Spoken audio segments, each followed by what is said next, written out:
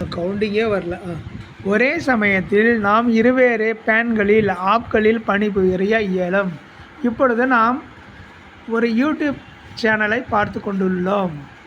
இப்பொழுது நான் அந்த ஸ்க்ரீனை நம்மளது கைபேசியினுடைய திரையை மேல் நோக்கி தள்ளினேன். தள்ளப்பட்ட ஸ்க்ரீன் இரண்டாக பிரிந்து விட்டது. தற்பொழுது யூடியூப் ஸ்க்ரீன் மேலேயும் அடுத்து நாம் தேர்ந்தெடுக்க உள்ள வாட்ஸ்அப் ஸ்க்ரீன் கீழேயும் வந்துவிட்டது. நாம் வாட்ஸ்அப் ஸ்க்ரீனில் பணிபுரியாத பிளிங்க் ஐகான் கர்சர் இடத்தில் தொட்டு எந்த விதமான டெக்ஸ்டையும் டைப் செய்ய இயலும்.